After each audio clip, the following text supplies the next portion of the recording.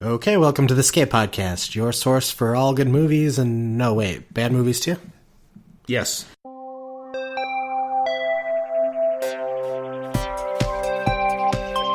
Okay, today's a special episode. I don't know why. Because you're back. Yeah. It's been a while. Yeah, we haven't done this in a little bit. Yeah. What was the last one? The Black Hole? That must have been where we were. Like 2 months. The podcast got lost in the black hole.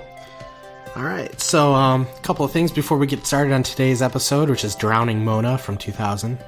You finally caught up on the Marvel Cinematic Universe. Yes, I did. About time. Oh, about 3 months late. Yeah, you watched Captain Marvel and then Avengers Endgame. Endgame. Yep, that was like 2 weeks ago now. So now that you're all caught up, what do you think? Except for Spider-Man, you didn't see Spider-Man. I finished the phase 1 through 3. Because that movie's technically started phase 4? No, it was 9 to 3. Oh, whatevs. You know, Captain Marvel wasn't as bad as I thought it would be. It's not... What do you mean? I thought it was going to be pushing feminist agenda. Surprised it wasn't as much. I don't think that Brie Larson was particularly good in that. I don't think she's the greatest actress. I don't know. But it was like, a lot of it was just seeing 90s things, seeing Blockbuster and, whatever. Just seeing little things like that was kind of cool. Other than that, I mean, it was just a decent movie. It wasn't phenomenal. And, but... If you had to grade it real quick, just off the top of your head. Maybe a C+. Okay. Would be about as high as I feel. And then you saw Endgame. Then I did watch Endgame, which, I was starting to steadily... I think this is we talked many times about how I've been burnt out with the MCU for a while, but I was interested in seeing Endgame because, Infinity War just leaves you with a cliffhanger. So it was pretty great. I did like it. Very few things I could kind of really have to nitpick, but all in all, I thought it was a pretty good movie. And it was kind of a shame because I feel like all this time I've kind of been done with the MCU. Like that was just a slight spike to get me like kind of like, okay, that's cool. And like now I feel like, there's no point in getting any more excited about it because it really seemed like that should have been just the end of the whole thing, I think. But they want to keep printing money, so. So you liked the movie? I liked it all in all. Now, very few things to nitpick. You thought you had a bunch of spoilers going into it. How spoiled do you think the movie actually was for you? I figured Tony was going to die. I had no doubt in that. Both because I think Robert Downey Jr. is probably maybe kind of done with it on his own, and also because he's probably the most expensive one. And he's kind of gone. You had a whole arc with him. Really, what else is there to do? He's definitely the most complete character. They did also... I think they did pretty good with... They did all right with Thor. Captain America was probably the second best of most complete story and, arc. Bruce Banner was pretty decent. They even did a little more with, Hawkeye, who was kind of like the nothing character. And even Black Widow got a little bit. So really the first, 6 Avengers from the original Phase 1, those are the ones that probably got the most complete story. But, so yeah, I figured Tony was going to die. I had a feeling that time travel would be part of it and that Captain America would probably go back and finally live his life with that girl. So most of the things I kind of, figured were going to happen did happen.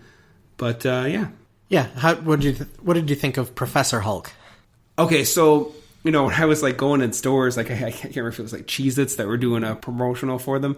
And they would have like, this big display and it had like the characters on it. And I saw that he was wearing clothes. And I was like, what? Like, that's weird. I know he does that in the comic books. I didn't have a problem with it. And besides, again, it was kind of, I guess, just nice to see him a little different because, you had him talking a little more and wearing armor and kind of more dressed in the Thor movie. So to see him just kind of a hybrid of the two, he's, I kind of got sick of that. Oh, the other guy, like, it was nice just to see a complete thing for him where he was Fat Thor. So that was another thing I heard about. I thought that was going to be a very end credit, like, oh, ha ha ha, now that he's got nothing to fight, he's kind of just kicking back and he put on some weight. I did not think he was going to be pretty much throughout the whole movie. The opinions that I've heard about this mix, they're either like against it or for it. Some people thought it was great, other people thought it was stupid and ruined the movie. I don't think it was great or ruined the movie. It was fine for this movie. I would find it weird if they kept that up. Like, that might be a little weird. I guess now they're saying Natalie Portman's going to be the new Thor. So I'm like, what's he doing taking a backseat in his own movie? I mean, it's called Thor. He's not going to be in it at all. I hear he is. I'm pretty sure. I thought he was. He's out with the Guardians of the Galaxy. How's he going to be in it? I just thought he was going to be in it. They shouldn't call it Thor. Well, she is Thor now. Thor's his own name, though. Well, she's going to be him. I don't know. Okay. She's going to get the powers of Thor, I was which say, makes how's her she going to Thor. get powers of Thor? I really don't care where they're going from this point on. Exactly. I'm in the minority on this. I didn't really care too much for the new Spider-Man. Okay. And a lot of the stuff they have planned, I just don't care about. So I'm still going to go see the ones that I think are interesting, but I'm to the point now where I'm kind of done with it. All right, we had the big 4 or 5 movies, and now everything's kind of wrapped up. Yeah, I feel the characters that I'm interested in, they're not doing anymore, and the characters that I don't know are going to be ones that they're pushing. They might be good movies, all of them, but some of them I just don't sound all that interesting to me, particularly the Thor one. Yeah, Love and Thunder or something like that. I was like, oh my goodness. There's that thing now you wanted to bring it up about Sony and Disney having the split. Yeah, so I guess Sony, who obviously owned the movie rights for Spider-Man and was kind of lending him out to the MCU, has now kind of pulling him back. And I don't know if that means that if they do another Spider-Man, is it still going to be Tom Holland, or are they going to recast him again? I know a lot of people are very upset with Sony.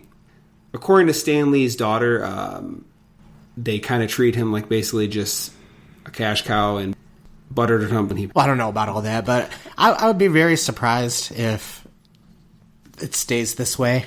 I feel like, Is it a ploy to get more money or to get more control? No, I think there's probably an actual problem, but they're going to have it figured out by the next time to have Spider-Man show up somewhere. Sony's...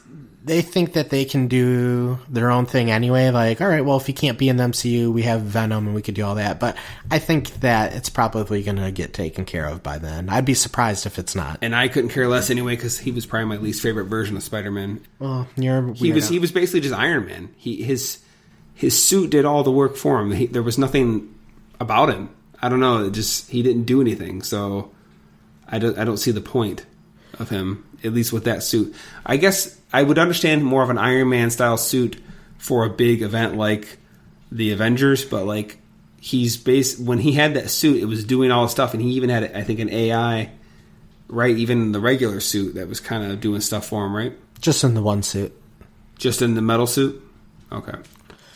So, I think, I don't know. But we were just talking about Fat Thor. Mm-hmm. Speaking of Fat Thor, we went to go see The Big Lebowski, Flashback at MJR. Yeah, there's actually quite a few theaters in our area that are doing some throwback movies. I was able to go to the Henry Ford. I got to see Star Trek First Contact, which that was cool because I didn't get to see that ever. I've seen The Sandlot, Back to the Future, and The Big Lebowski with You. So yeah, it's pretty cool. Now, we had Big Lebowski on the show not too long ago, and I can't remember exactly what you said, but after we saw it at the theater, you said you enjoyed it more watching it. I think I enjoyed it more. Yeah. I don't know if it's the taking notes while you're watching a movie to try to talk about it that makes it seems like you should be paying more attention to it, but I think it actually distracts because you're trying to jot stuff down. But just sitting there and just watching the movie in a theater, you keep your phone put away. I think it actually helped. So, anyway. Well, I loved it. It's my favorite movie. So I still feel the same about it. You know, I did... Seeing it in the theater was a little different. There were a couple of little details that I caught that I never saw before. You're taking pictures while you're... Well... Goof. So yeah, you were talking about The Mandalorian. I haven't seen the trailer for that. I just watched it last night. So yeah, November of this year, I think, the Disney Plus network, whatever, is going to have The Mandalorian, which I don't know if the whole first season is going to be directed by Jon Favreau, or just maybe an episode or two. I guess, do you want me to just talk about it? I mean, there's not much to say. Fear not, I do.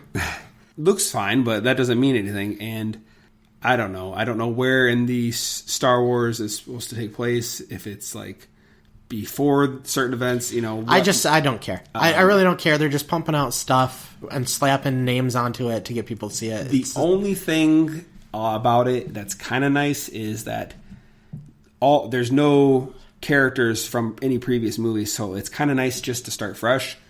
Where, I mean, Star Wars is a big enough universe, you could have something happening, you know, way out somewhere else, and it kind of don't affect too much.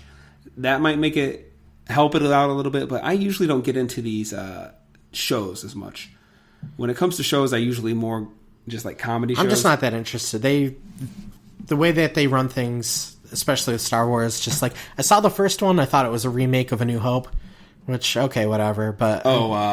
Force Awakens? Yeah, and I was kind of interested, like, oh, well, you know, there's the mystery surrounding her family, there's the mystery surrounding Snoke.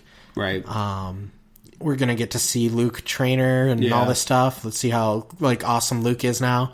And then Rian Johnson came in and said, all that stuff you were looking forward to, nope, I'm going to do it this way instead. And from the sounds of it, made it really stupid. I kind of saw pieces of it, and I didn't care. So, I don't know. I'm just done with it. I'm sick of people of these movies. I'm sick of Star Wars. I like the original 3, and that's all I need. JJ's taken the control back for the third movie, though, right? He's directing it again, I believe. Yeah, they got to go back to him because the other guy sucked too much. That he did. Rambo Last Blood trailer 2, did you watch that? No, I don't care. Are you interested? Okay. I'll say, I mean, it looks... I'm sure he's going to die at the end of it. That's... I don't know, I mean, I'm kind of interested. You know, I'm not, like, dying to see it, but it's something I'd like to see. I saw the first one. It was good. I don't really need to see the rest, I feel. I don't... Okay. It's weird for me to say that. I mean, I guess I should watch them. Judging a book by its cover. Yeah, but, like, I just know they get ridiculous, and he's just, like, a one-man army that can blow everything up. When, like, the first one had, like, a decent story to it. It was more of a drama. It's him getting treated like crap after he came back from the war. Yeah. And you know, there was a little bit of that one-man army thing, but that wasn't the whole movie. Right.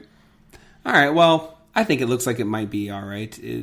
I think we said this last time when we briefly talked about trailer 1. I mean, it's definitely got this, like, Home Alone thing going on where he's setting all these booby traps, but... At a ranch. Yeah, hey, well, he had a ranch. His family owned a ranch, I believe. I think you find that out, was it in the first movie? So, like, it's not weird that he has a ranch to me. Or maybe it was the end of the previous one, but whatevs.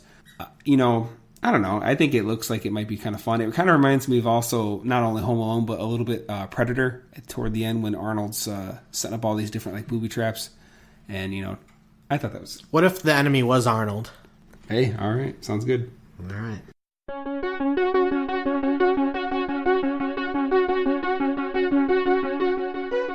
All right, Drowning Mona from 2000. You actually picked this one for us to watch, but it's more of a me movie? Definitely. All right. So, how many times have you seen it?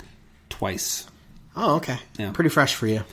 Yeah, I mean, the first time I had seen it had probably been like, 2, maybe 3 years ago? Something like that. So, there were certain things I remembered, but it was kind of almost like watching it for the first time. I don't think it's an easy movie to track down. I guess if you go on eBay, you can find like used DVDs for like $1. Yeah. I don't think they put it on Blu-ray. You might be able to get it digitally on Amazon.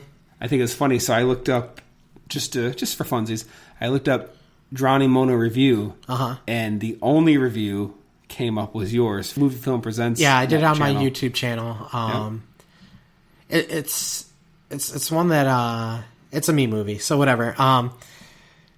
I looked up a review a long time ago on Roger and Ebert, and I actually saw like the video of it, and it was, I believe it was both of them at the time talking about it, and I don't think either one of them really liked it. Yeah, but they're so weird sometimes, and I've seen other like professional critics on like Rotten no, like once they get paid to do it for newspapers, but they were regurgitating the words of Roger, like Ebert and Cisco. That's the one. Yes. One of their complaints is that they made Jamie Lee Curtis look unattractive. Really? That's what they said. I actually was going to say I thought she looked more attractive in this movie than some of her others. You don't think so? Okay. Okay.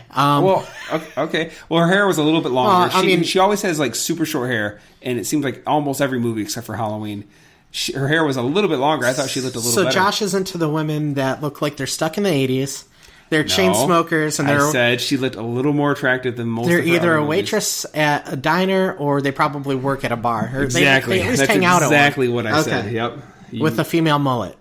Yeah. All right. So that was one of their complaints. Another one, I believe that he said, which I've heard a lot of people kind of like regurgitate. It seems like they just read another person's review and then wrote it based on that. Was that there was nobody likable in the film, which I get, like, there wasn't anybody to, like, really root for, I guess, in a way. Because all the characters, to a certain point, like, there's a couple that are okay. but for the most part, they're all horrible people. Yeah, so... If not horrible, they're not super Danny likable. DeVito is definitely the straight guy. And he Which really is different for him. Yeah, and he doesn't show, really, to me, any real emotions until the very end of the movie when he's talking to Casey Affleck about... No, I think he does. He's just more subtle. He's not like the Batman. To me, he doesn't really go the Penguin one way or the other. He's just very straight as an arrow. He's usually a crazier character, so I think like he's playing it more subtle in this. Now, they were all had, well, except for also what's his face, Casey Affleck's character, but they were all zany. But Will Ferrell felt like he was from another movie altogether. He did not belong in this, well, he just seemed, he was playing up like he was doing an SNL skit. Like, I don't know. It just seemed off. Well, we'll get there. One of the things I did want to talk about was the cast of this movie. Okay. I'm guessing most of the people that end up hearing this podcast probably won't know what this movie is, but it has a crazy cast. It has Danny DeVito, Bette Midler, Neve Campbell, Jamie Lee Curtis, Casey Affleck, William Fichtner, some more like smaller act, who's kind of a bigger actor now, and then also Will Ferrell, Melissa McCarthy, even Brian Doyle Murray for a scene. But like this cast is pretty insane, and it's surprising to me that it's not a bigger movie. But anyway, go ahead with the production notes. Okay, so this was directed by Nick Gomez, who I had to look up. He did a lot of TV shows. He done like an episode or two for like Sopranos, Veronica Mars, The Shield, Dexter House, Law and Order, Blue Bloods, Burn Notice, The Following, tons. It was written by a guy named Peter Steinfeld, I believe, and the only things I could really find for him was like analyze that 21 and be cool. It has a 29% critic score on Rotten Tomatoes and a 46% audience score. It was made on a budget of $37 million and only made about $15 million. So yeah, Nick Gomez, I haven't really heard of him before. Right, and then when I looked him up, I noticed there's a bunch of notable TV shows, and I think he did a couple independent movies. Yeah, the most recent thing he's done is apparently an episode of that Sneaky Pete show. I feel bad because maybe it was this movie that kind of halted his career from going on, and I don't feel like he did a bad job. For some reason, I had thought, because Danny DeVito, has he not directed some things? Yeah. I believe he directed Matilda, didn't he? Yeah, I was going to say, for some reason, I went into this movie thinking it was him who directed this movie. May have also directed Death to Smoochie, but I'm not sure about that. Okay. Yeah, I don't know why, but I thought this was one of his at first. I thought he did a fine job with it. I feel like it's one of those movies, like we were just talking about The Big Lebowski, where when it first came out, it didn't get very good reviews, and it didn't make money at the box office, but now it's this huge cult hit. But this one's not as much, right? I mean, a little bit, but not nearly It's not even really big. A cult, but I feel like it should be a cult movie. Maybe not. It seems like it would be one of those movies, yeah. It's not as good as The Big Lebowski, of course, but it's better than what it got. And if you look at those reviews, I know they're 40-something% audience score on there. But if you look at them, I've never showed this to anybody who disliked it. I don't know. I just think it's way better than it gets credit for. Okay. But we'll get there. When the movie starts off, the first thing we do is we hear some music. The soundtrack in this movie, I think, is perfect. Okay. And a lot of it is actually Three Dog Night. Okay. That's what we start off hearing, but we see Mona get in her car. Right, and they do the subtle thing where she tries to get into her car, but the keys won't work, and then she gets into what we find out is her son's car. Yeah. So she gets into her car, she's going along, all of a sudden the brakes don't work, she's going around a corner. This place takes place in Verplank, New York. Right, I think there's... Yeah. Which is a real place, but they actually filmed this all in California. And I don't think there's like any real ties to Verplank at all. I actually looked at Verplank on the map just to see if I can kind of recognize the places, and it's all filmed in New York, or California. So, but she goes flying off the cliff, goes into the river. We get Danny DeVito on the phone, and like we get introduced to all these crazy characters. Danny DeVito is chief. He's not a sheriff. Okay, Chief Rash. And he's the straight man in the film, which is unusual for him. The movie kind of does this funny thing with names. If you rearrange the name, the letters in Mona Dearly, it's an anagram for Only a Dream. Okay. And she only really appears, she's only in flashbacks. She's in the movie throughout the movie, just mainly in flashbacks. Right. The other character, Jamie Lee Curtis's character of Rona Mace. Romance. A Romance is hers. And then actually Danny DeVito, Chief Rash, his name is Wyatt Rash. Yeah. If you say it out loud, you realize it says White Trash. Which is funny because that doesn't seem like really that fits him to me. I would think, if anything, the husband would, or the son would fit as White Trash. I don't think it's him that they're saying that about. I think it's like the town as a whole. And it's kind of what it is. I mean, that's the idea of the story. It's in this like kind of trashy place, or it seems like maybe it's a decade or two behind. Yeah, that was another thing. I was looking at it and I was like trying to figure out exactly what year is this supposed to be contemporary to the time it came out. Is it supposed to take place in 2000? Because I think that it is. It's just there's these small places, and it's like they're almost like just like Napoleon Dynamite was like that. When the guy wrote it, he wrote it about his town, which always felt like it was a decade behind the rest of the world. Yeah. They did a good job then with that because everybody's style just seems out of date, and there's a whole bunch of old stuff around. If you look at Jamie Lee Curtis's house, there's like the Clash and all sorts of stuff in there, and her awesome hair. Yeah, and you don't really see a whole lot of technology and stuff. It's just a small town. Yeah, you really don't see anything that really gives it a specific date. So she goes into the river. They call in the doctor. The doctor comes out. I always laugh because he's wearing these full waders. He took the time to put on these huge like fishing waders. 2 inches into the lake. As soon as he steps in, he just falls right in. Like, what was the point? Now all the water's trapped in there with him. Yeah. So he checks on her, and you get the sense right away, all right, something's off, because even he comes out and says, she's dead. I'd like that. There's our Star Trek reference. Doctor saying, she's dead, Jim. There you go. So you start to get the sense that nobody really cares, and Danny DeVito starts to investigate the accident. Okay. When Lucinda, the mechanic, points out to him that, yeah, you're right, there is something a little fishy going on. The brakes have been cut, and also the Fetzer valve, which is an imaginary car piece. It's actually a reference to something that was mentioned in the movie Fletch with Chevy Chase. Okay. A movie we'll probably cover at some point down the line. Probably not. Never. Continue. So, from that point on, Danny DeVito goes around trying to investigate, like, maybe who would have wanted to kill Mona, and it turns out the whole town basically didn't care if she lived or died. She was awful to everybody, including her own family, and everyone's a suspect. She gets killed off right at the beginning. Instead of like building up for like a half hour or 40 minutes how terrible she is, then have the murder happen. It was you see it right off the bat. It's like, okay, like, you see a woman drive off a cliff, and then you go back and find out how she was exactly with everybody. You get a little bit taste. I think, doesn't she yell? She's yelling at her family, I think, as she comes out the door. So you get a little taste. Okay, yeah, a lot of people like had reasons that maybe they would be happier if she were gone. Like, her husband's not happy with her. Turns out later he's been cheating on her, but they show in a flashback the scene with the frying pan where she hits him. Right. She accuses him of cheating on him, which he is. Right. She's like, you don't find me attractive anymore. Yeah. It's like, of course I don't. I do. Yeah. And she hits him with the frying pan. He goes running out of the house. Yeah, her son. There's her son. She's always arguing with her son. There's an incident. I don't want to spoil that, but there's an incident with the son. That she has. The cop, his like right-hand man. Feige. Okay, Feige. Who calls himself lieutenant, but he isn't? Whatever. He's basically the like number one guy. Yeah. He had a little bit of an issue with her. Probably more than one, it sounds like. But they show you one in a flashback. Where she's yelling at him and hitting him as he pulls them over for drunk driving. Now, what's Casey Affleck's character name? Casey Affleck plays Bobby Calzone. Bobby. He's dating Chief Rash's daughter, and they're engaged to be married. Yes. Bobby Calzone, Casey Affleck's character, is starting his own business, and he's doing it with Bette Midler's son in the movie, Jeff.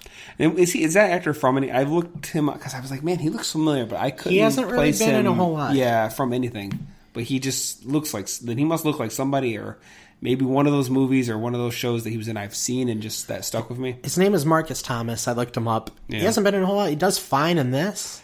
Now, the other Star Trek reference we can make is the I guess he's homeless, the bum, the fishing guy. He was Bob from Batman '89. You are my number one guy. Yeah. He played a Ferengi in 2 different episodes of Star Trek The Next Generation. That actor's name is Tracy Walter. He's often in stuff with Danny DeVito. I think he's actually buddies with Danny DeVito in real life. Yeah, he played, I think, in a season 1 episode as a Ferengi for Star Trek Next Generation. He was a Ferengi? And then later he was in another episode, like season 5 or 6. No way. Yep. I did not know that. There we go. Star Trek connections. We're back. Yeah. So yeah, Casey Affleck and Marcus Thomas, Bobby and Jeff go into this business together, lawn care. Which is like ridiculous because Jeff, it's pretty... He only has one hand. One hand. I think it's his right hand that's missing, right? Yeah. Okay. So I'm assuming he's right-handed. So I think it's his right hand. Regardless.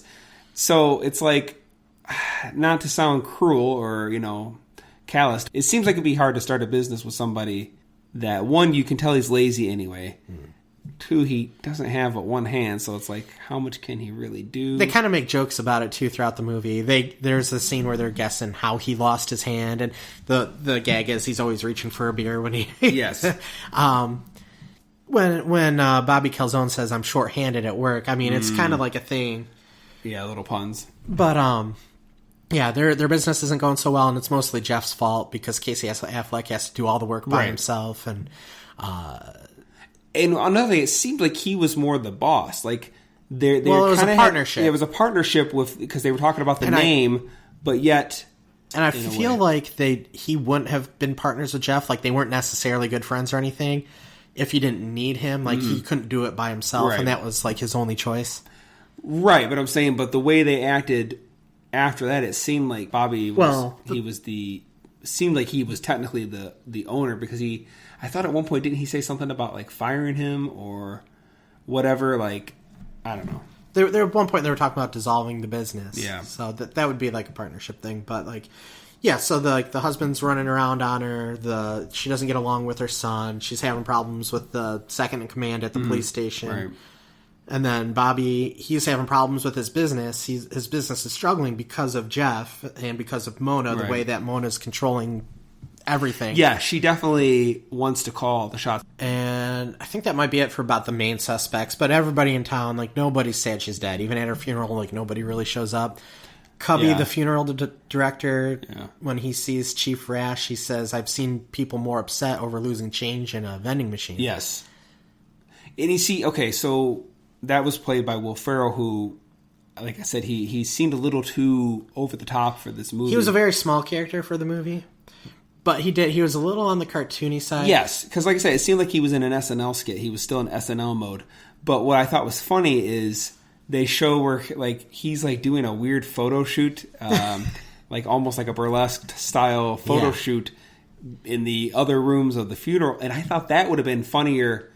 Like, instead of having him do these weird looks where he's just staring at people and whatever, that would have been funnier just to have, like, him doing these weird he was bald and they gave him the comb over, and he had that goofy look on his face. And then even, like, when Bobby and Elliot actually come in, they're one of the few people that actually go see Mona.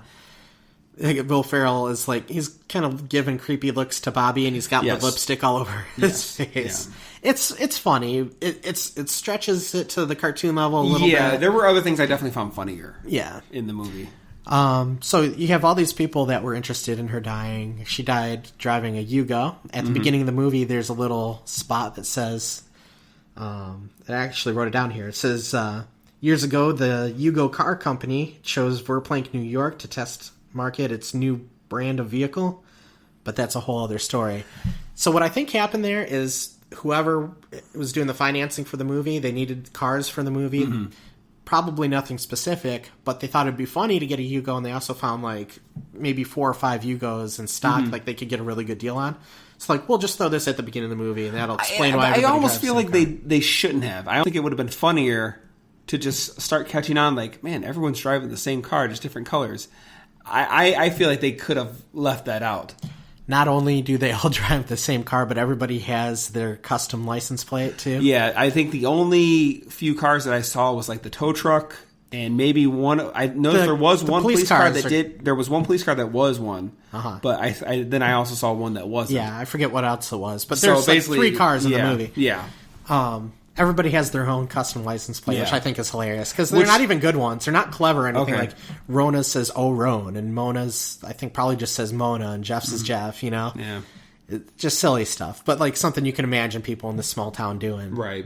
So anyway, as Danny DeVito's going around investigating, you get a lot of funny flashbacks with Mona, and she's just the most terrible person. She's yelling, swearing at everybody, treating them like crap, hitting them. Right. And a lot of times it's hilarious. I love Bette Midler. Oh, really? I love her in this role. Oh, okay. She's been in a couple movies with Danny DeVito. I know Ruthless People was one, I believe. Okay. Where they're married and she gets kidnapped. They're like a wealthy couple. Okay. And when she gets kidnapped, the kidnappers are trying to ransom her back to Danny DeVito. Mm-hmm. He doesn't care. He doesn't want her back. Well, then they get sick of her too because she's treating them like crap. It's kind of basically the same character. So, see, I am not a fan of hers, but no, but that's okay. Oh, I mean, she does good hilarious. in this part. I'm not dissing her on that, but I think she's hilarious in this. I think Danny DeVito did good in his part, even though you sound kind of weird about it. No, I wasn't criticizing. I was just saying he was definitely the straight man, like he's taking his job seriously. He every time he talks to someone, he almost tries to shoot the breeze at first, and then, so where were you on Thursday night, or whatever, or what was your relationship to her, did you have any, was he here, or, he always turns it back to the job. I think for the most part all the actors did a pretty good job with their roles, especially William Fichtner. I think he might be kind of the standout for me. I think he's the funniest by far in this movie as the battered sleazy husband, Yeah. Where you can tell he's just as bad as Mona, but she wears the pants. Mm-hmm. Yeah. The only one maybe is Casey Affleck. Didn't seem like maybe he wasn't into it so much. And I've heard that he kind of doesn't look back on his time with this movie. Yeah, I've heard that he didn't care about the movie that much. But I did see an interview where he was talking about it and said how great it was to work with that cast. And I can't blame anybody for that, right? Yeah, but I also think a lot of these people, when they do promotions for any movie, they're always going to, it was a great... That's true, but even when he was talking about it in the interview, he still had kind of that dry... So I don't know if maybe that's just how he was back then, or if really just he's weird. So, I don't know. But everybody's pretty good in this role. William Fichtner, for me, is the funniest guy. Every time he's on screen, his reactions are perfect. The way he phrases things is perfect. He looks great with his kind of like almost afro-y hair, and then the chops, the sideburn chops. Yeah. Everybody was cast really well, almost perfect, and he definitely was the most perfect. He looks like he's from the 70s or early 80s at least. Yeah. Yeah. Did you have like a favorite character, one you enjoyed seeing the most? I think Jeff probably had some of the funniest lines or circumstances happening with him. I think, there were certain times, there were a few things that were said. I was like, man, did I write this movie? Did I write some dialogue? When you were watching it, you sent me a text message. You were talking about So I was eating, watching it. And I don't know, if you listen to the show enough, anyone that knows me, I don't know, I just like to say stupid things that aren't funny sometimes just to try to mess with people. So I'll use the word anus or, booty hole and stuff like that. And at one point he gets his money for his, job, and he looks and says is this what I've been busting my anus over? And I almost choked for, a second there. One, I think because it was just funny, but two, because it seemed like something I would say to mess with people. That's why. And also then when Phil says, hey, sweet nipple, that's just stuff I would say just to be silly. I don't know. It just... Stuff like that made me laugh. Yeah, it's funny. It turns out that Phil and Jeff, father and son, are actually both having an affair with Rona. Yeah. I guess Phil isn't his real father, is what they say later on in the movie. Yes, they do say that. I mean, which doesn't really make it better, but it's kind of funny. A little bit. There's this kind of running gag where, Mona says, you've been playing Wheel of Fortune with somebody else, and it hits him with the fire. Right. And you think that's just a slang term for sex. But no, it's Wheel of Fortune. It turns out he actually brings in a Wheel of Fortune board game. Phil has turned Wheel of Fortune. And he's used it as some kind of sex game. Yeah. Yeah. And then, for some reason, so does Jeff and Rona use the Wheel of Fortune. So, did he? Did he use it too? Oh, okay. I didn't remember that part. There's a scene later on where they're together, and he's like, can we play Wheel of Fortune? And then they start getting busy. But, little touches like that just crack me up. To me, the knife throwing scene is always the funniest one. I laugh so hard every time because it's William Fichtner again. It's Mona, or, Mona competing in a knife throwing contest, So here we have Bette Midler being her awful self, which cracks me up, and then William Fichtner being his idiot self, which cracks me up. So she's in the knife throwing contest, and it shows that she's did really well. Yeah. And she's expecting to win. Right. So there's the 3 judges. It's Chief Rash, Clarence, I believe, the homeless guy you were talking about from Was Star he Trek. one of them? I knew there was 3, so. her husband and the sheriff. Or I think it was chief, Clarence, and then her husband, Phil. Okay. So, she's got 1 vote guaranteed from Phil, Yeah. so she just needs 1 more to win. Right. So, there's Bobby's brother Murph, who was also in The Big Lebowski. Yes. He's got the microphone, and the winner of the knife throwing contest is Bobby Calzone. She just throws a fit. Yeah. She goes crazy, and she says, hold on a minute. And she goes through and looks at all the votes. They all say Bobby. Right. You didn't vote for me. Well, sort of. What do you mean they all say Bobby? Yeah. So Danny DeVito's trying to calm her down, and he says, my mom always said when life hands you potatoes, make potato salad. Yeah. And the lines that follow after that kill me every time. I'm not going to spoil it. All right. But if you go out there and watch this movie, that potato salad line just cracks me up so much. There's so many funny little moments in this movie, and it's a dark comedy. First of all, it's about the death of a woman and nobody caring or even rejoicing. Like Ellie, Danny DeVito's daughter, even says, "I bet property values go up." Yeah. And then it's a mystery movie second, and I Right. already kind of like mystery movies. I consider The Big Lebowski kind of a mystery movie, but my mom was always into Agatha Christie and stuff. So I've seen Miss Marple and Hercule Poirot and all those types of movies. I get them. I enjoy them. I like that stuff. I like detective movies and stuff like that. Stories, mystery stories. Yeah, it's not as zany as Clue the movie, but I can see where it's somewhat in that vein. Clue's a little sillier. Although the characters in this movie probably they're on the lower end of the IQ spectrum. Mm-hmm. The movie isn't really that dumb, and if you look at a lot of the reviews for it, people are saying, "Oh, it's a clever movie," and I think it could have been better.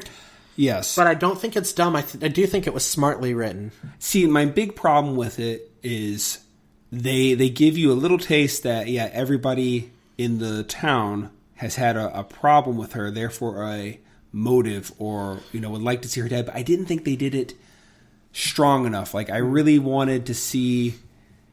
Where you're the whole time you're hopefully trying to figure it out. You're well, maybe it is the the other cop. Maybe it is her son. Maybe it was the husband. Maybe it was. I want it to be to a point where you even maybe suspected that Chief Rash could have been. Where I just didn't think they played it quite well enough. That she. I mean, you definitely get that she has enemies, but I wanted to see more about where suspicious behavior from everyone in the town, where you start suspecting any of these people could have been part of it. Yeah, along those lines, my problems with the movie, and I love the movie, is I feel like the character Feige wasn't really fleshed out enough. That's the cop, right? Yeah, that's the second command cop. The one he answers phone, Lieutenant, whatever. And he has that stance when he does it too. And the other 2 cops, the other two cops that are in the movie are bumbling idiots. Yeah, which it's funny. That kind of reminds me of in Stranger Things. There's those 2 other cops that they don't play them as idiots, but they're just not as with it. And then in The Simpsons, you have the 2 other cops who are just kind of they're kind of idiots too, but you know what I mean. There's it's this rule of thumb, I guess. You have your main cop, and you have the 2 idiot cops or the 2 secondary cops. That would be one of the problems I have with that. Those other 2 cops, I think they ran away when the gun went off. Right. They're in there because they're there for comedic effect, and they're moron twins, basically. Yeah.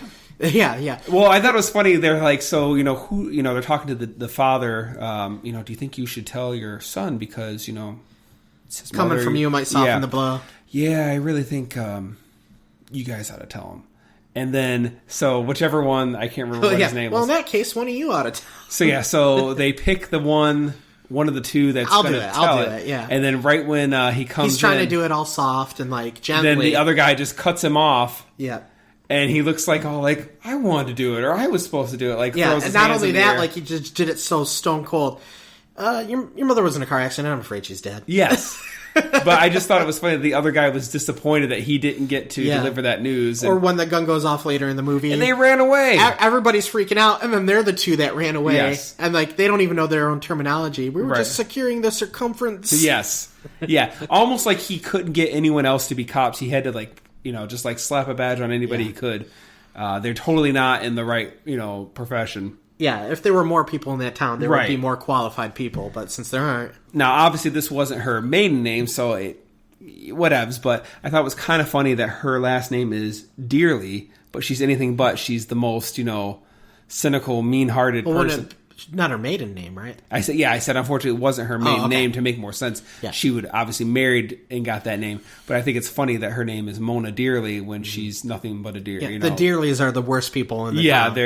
And the town isn't necessarily full of good people already. Right. So, that was one of the strange things. Like, I thought Feed should have been fleshed out a little more. You get a little bit of a sense. Definitely. Like, he's taking himself a little more seriously than he needs to, where the other two are idiots.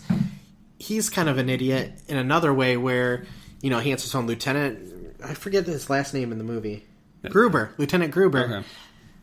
And the other two cops are like, Lieutenant? When did that happen? Yeah. And he uses, like, the special code words, and Danny DeVito's like, just tell me what you're talking about. That was... Yeah, I forgot about that part.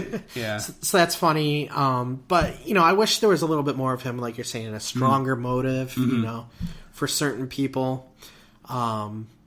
The character of Clarence also was another one. Where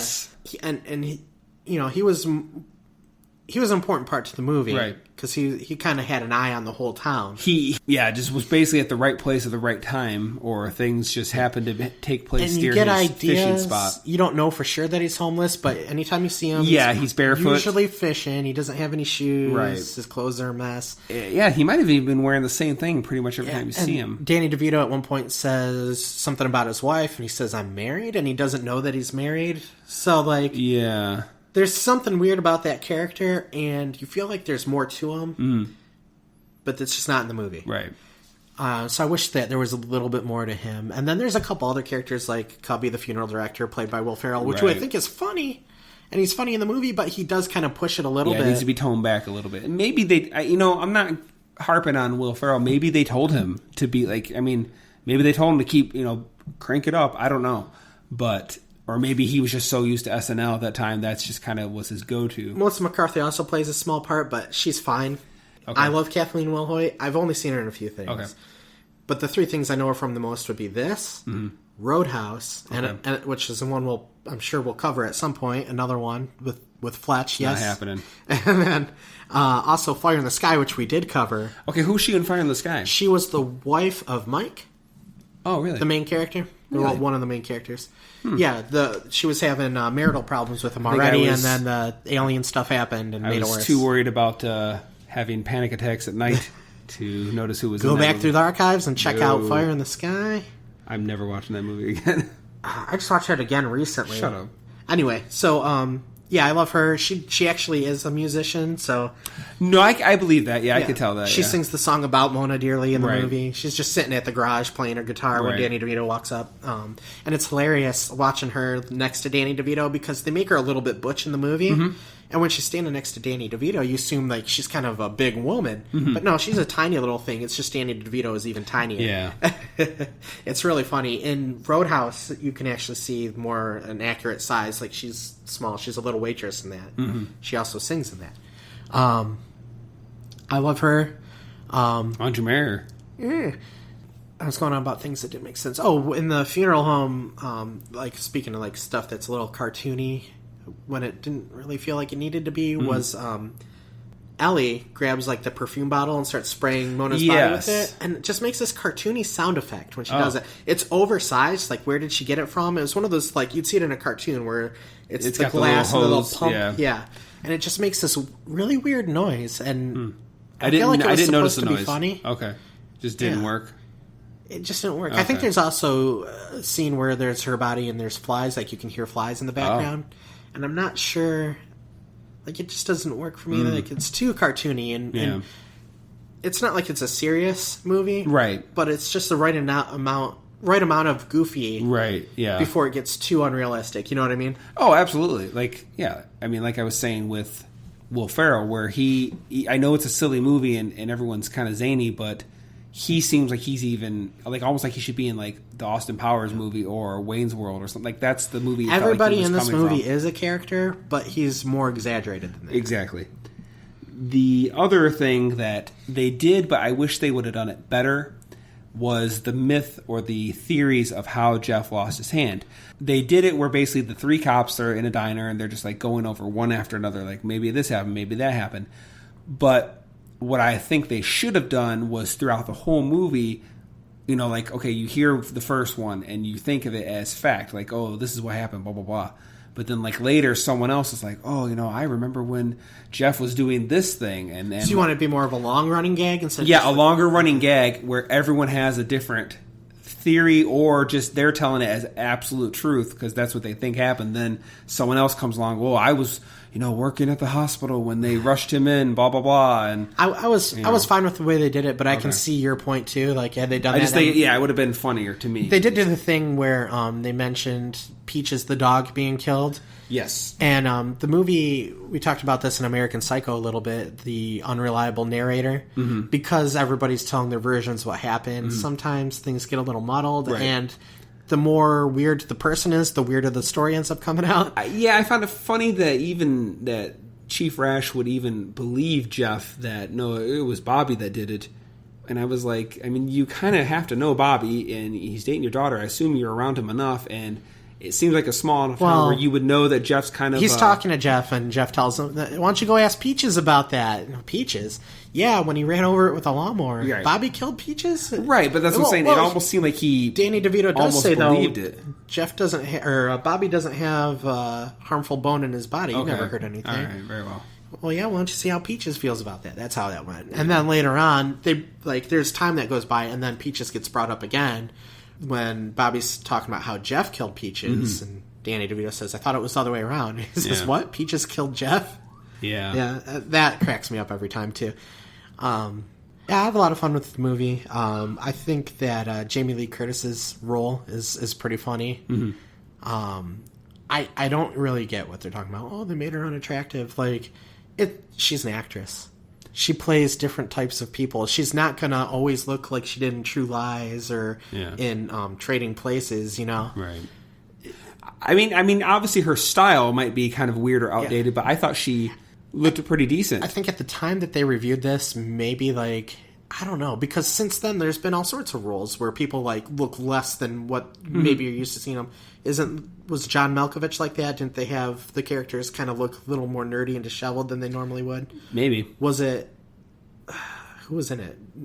Cameron Diaz? See, I've never seen that movie. Okay, well, I that's how I remember it. Okay. And then there's, you know, people like... who plays in the pirate movies? Johnny Depp? Johnny Depp, where he's always playing some kind of crazy character. Yeah. And, like, people... Not anymore, but at a point they were like celebrating it. Oh, he's cool. He can do all these different things.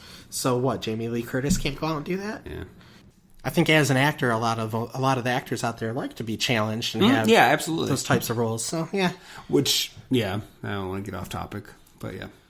So I would think it'd get boring to do the same kind of character, even if it's not the exact same character or whatever. Yeah. Okay, well let's wrap it up then. I think that the movie definitely deserves more praise than what it gets. If you go on Amazon and look at the reviews, it's like 4.5 out of 5. Mm-hmm. There are a lot of people that like this movie. I just don't think it's a well-known movie because I don't even think it was out for very long when it came out. I remember maybe seeing a couple commercials on TV, and I actually planned on going to see it because I thought it looked funny. Yeah. It was gone. Yeah, I don't think I'd ever heard of the movie until you brought it up. Mm-hmm.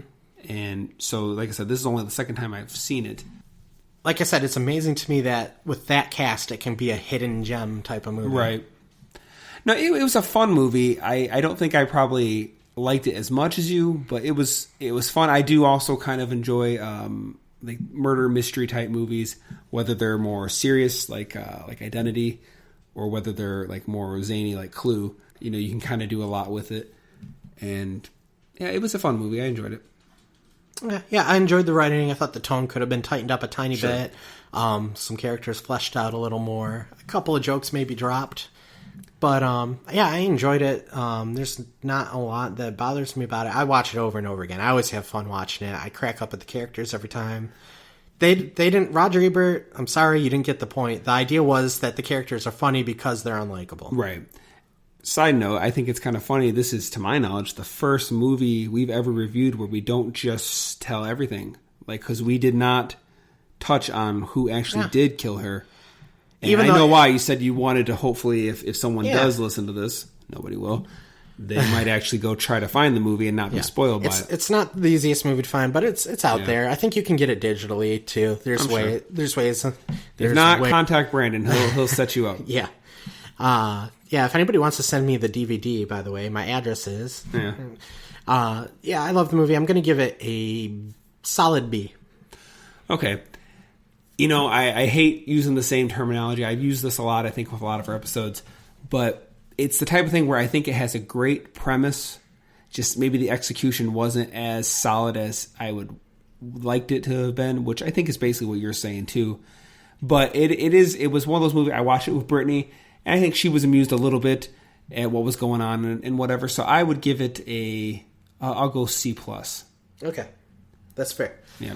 So, I enjoyed the movie. I don't know what our next thing is going to be. We're going to start getting ready for Monster Month soon. So look forward to that. If you have any requests... Hopefully. If you have any requests, we probably won't hear about it because we haven't heard too many yet. Nobody watches, nobody listens, nobody writes. Nobody wants to play with us. No. All right, so that'll wrap things up. If anyone is out there, happen to be listening and actually got to this point, we appreciate it. Yeah, thank you very much. You may not hit the like button, you may not reply, you may not share, but we appreciate it. Yes. So hit us up on Facebook, we're on Instagram.